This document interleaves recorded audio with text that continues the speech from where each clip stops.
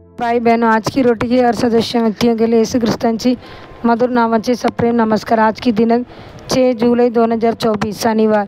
एक वेळ आहे, प्रत्येक गोष्टीत एक हंगाम आहे। स्वर्गाच्या खाली प्रत्येक उद्देशासाठी एक वेळ आहे। उपदेशक 3 अध्याय 1 वचन। सलमोन ऋषी, प्रचारक आणि इस्रायलची राजा एक आहे की एक आगेसाठी हंगामा सर्व काही त्या वेगवेगळ्या ऋतू किंवा कालाचा उल्लेख केला जातो। जसे ही जन्माला येण्याची वेळ, एक वेळ अनिला गवड करण्यासाठी एक वेळ। जरी बरेच आगेत ऋतू प्रभू आपल्या सोबत पेटतात तेव्हा एक विशिष्ट हंगाम आहे। तारणाची गरज आहे तेव्हा एक वेळ आहे।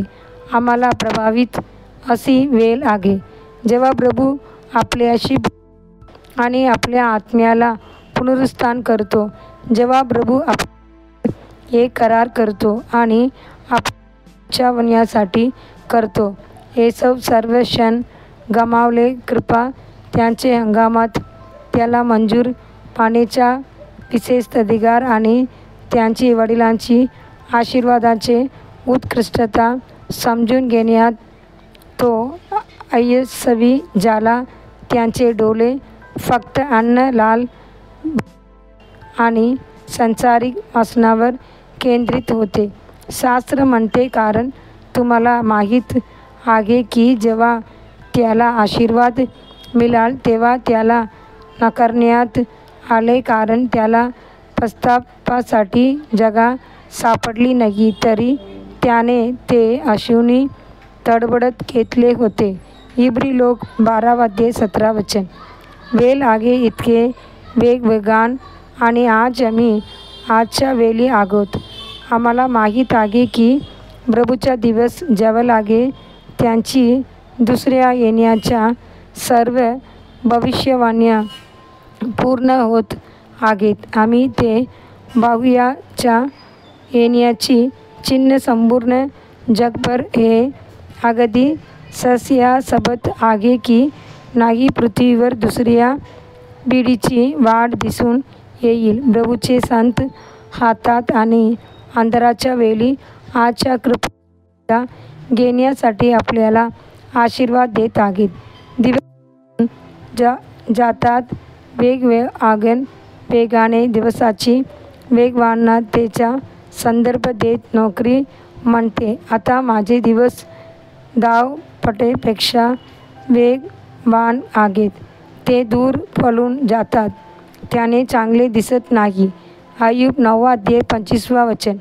आम्ही अक्षरशः वेळा दिशेने धावत जात आहोत, म्हणून देवाने आम्हाला दिलेली मौल्यवान आणि सुवर्ण क्षणाचा वापर करावा।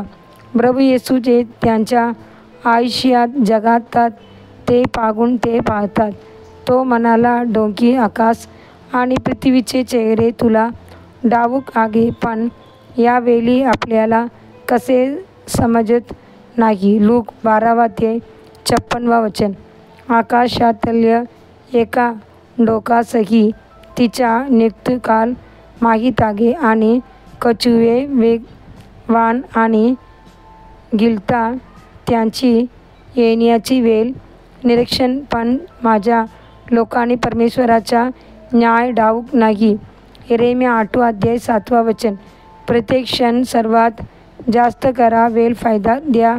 प्रभूसाठी जे काही करू शकत नाही ते तुमच्या सर्व शक्तीने करा। हे विसरू नका की आपल्यातील धक्का परमेश्वराने दिलेल्या कृपेचा राख आहे। साठी वचन, पण 7व्या देवदूताच्या आवाजात जेव्हा तो ऐकणार आहे तेव्हा देवाचे रहस्य पूर्ण होईल, जसे त्याने आपल्या सेवकांना संदेशांना घोषित केले। प्रकटीकरण 10 अध्याय 7 वचन। दिवसासाठी बायबल वचन सकाळी अय्यूब 33 अध्याय 34 अध्याय, संध्याकाळी प्रसिद्धाची कृत्ये 14 अध्याय। धन्यवाद।